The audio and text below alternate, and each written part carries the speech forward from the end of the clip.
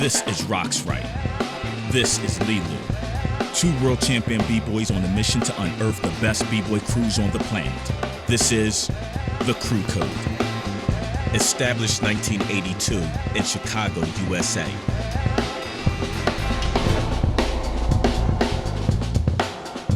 The Crew is Phase 2. Legendary innovators of the Midwest style and scene. The Code is family. This is an inside look at the underground culture of b-boy crews.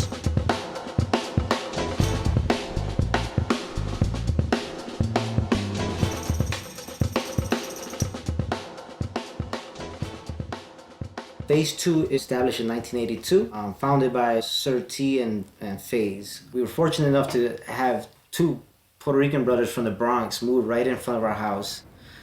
Jose and Tony started doing like baby swipes and just dancing, man. And then we were like astonished. We were like, what is that? Is that kung fu that we never seen? And we became friends. I was probably like 7 at the time. This is where the Delgado family met the Rodriguez brothers.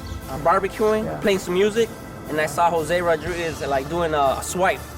He was like going there, he did a swipe. I'm like, do it again, let's go, come on, do it again. When you see something for the first time, you really can't explain it. It's just new to you. And so that was the beginning for us. And they taught us, man, that whole summer, that whole winter in '81, it was kind of like hip hop 101 for us. We had a tape recorder. He taught us how to make like beats. Brother would show us how to do like graffiti. The crew just coming from down the street, from different blocks, just like meeting up here. And we grabbed the ladder from the garage, and we actually had practices up there. On the roof. 83 Kimulan. That's when breaking really hit Chicago real big in the city. About gangbangers, stopped really gangbanging and started dancing. And we became bigger. We got members, started battling in the streets. The rest is history. Tony took a little bit a different path than all of us. And he got into some trouble. We had to do some jail time. It was just like, man, how could somebody teach us something that's gonna change? It changed our life forever, what he taught us. Emerging from a city ruled by gang culture and disadvantage, Wicked and his brothers found breaking an outlet of freedom in a concrete jungle.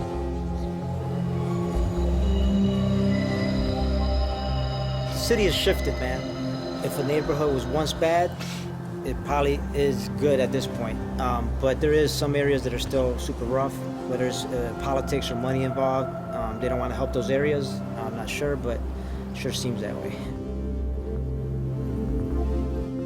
When you oppress, you compact it. You're forced to look at yourself and the things that matter. You know what I mean? And you have your body, which is your instrument. So how are you going to use it?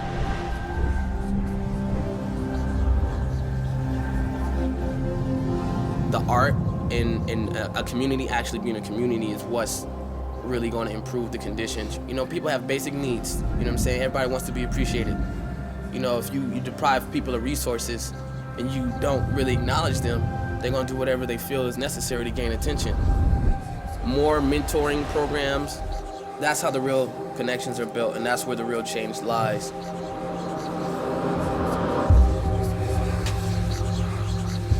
Between a crew and a gang, the common language is family. Phase 2's bond was strong and appeared destined to put an overlooked Midwest scene on the map.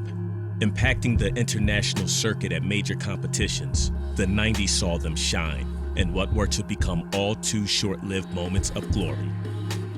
They're the only crew that came to jams deep in crew colors. They look like actual gang members. That kind of uniform look that symbolized belonging to something, a family, a crew. That's what made Phase 2 really dope back in the days, and that's what's really putting us on the edge now. Big thing that stood out to me with these guys is just how fast they were with their power. And not only that, was technique really stood out because these guys were doing super power, like windmills, backspins, donuts, head spins, but not a single sound on the floor. It was just quiet, and I was mesmerized by that. Before every member gets down, I tell them just be ready to get hated on, because Phase 2 was really a crew that everybody hated. Not so much because we were bad guys or anything like that. It was just because we were always winning stuff,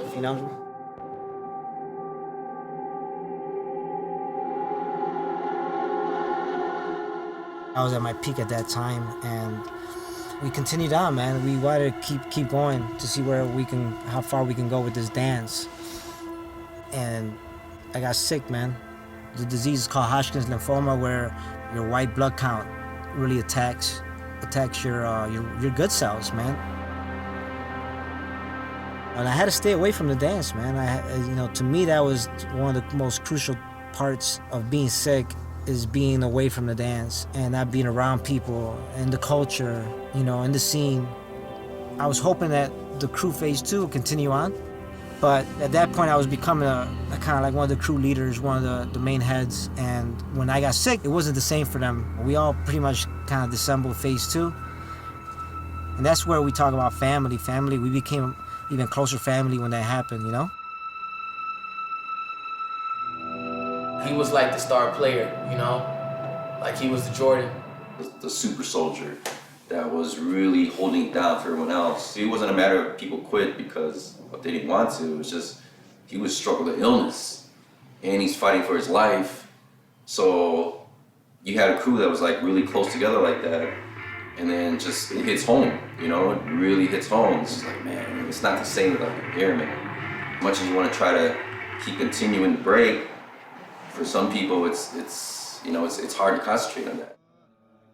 Wicked underwent inevitable downfall, his illness resulting in painful early retirement from his true loves, the craft and the crew. Without a patriarch to lead, the Phase 2 family would now begin to disintegrate. As through the noughts, few joined and pledged loyalty. The legacy was fading, a Midwest scene bygone. Uncertain limbo would follow for some years until the realization only if the crew were resurrected would the real healing begin. From day one, I knew that I was gonna come back to breaking. The younger guys keep me going. If it wasn't for them, I probably wouldn't even have the crew, to be honest with you. He basically restarted the crew from ground up all over again. Everybody here was like brand spanking new or approaching only like 10 years into it. To beat that battle, take the time out, and then come back and just restart everything, full force, that takes a lot of not just passion, but something that transcends even breaking, like he's been the cardinal point that just brings everything together, man, from holding workshops in the city, running a school of hip-hop. Everybody contributes their own different way, you got the young bucks, there are soldiers.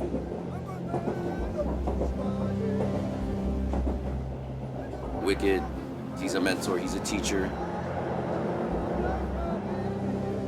My mentor as well, keep me on my toes. Only guy here that really keep attendance at practice, he just got a checkbook or something with stickers and shit. You got sad face, you got happy face, you got stars, man, it's crazy, Word.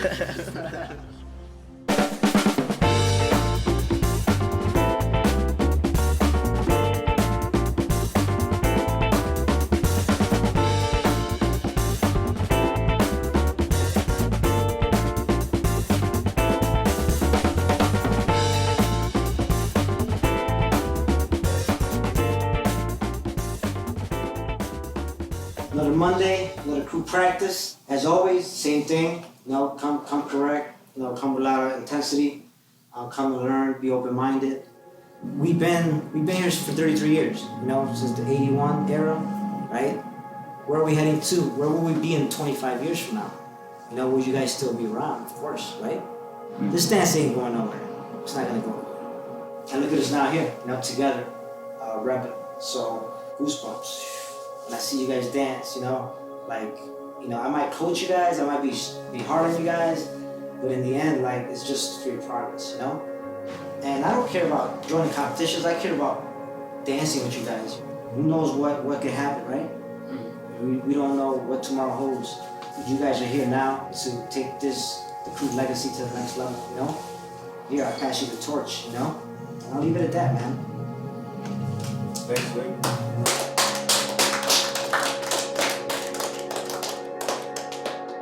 Phase 2.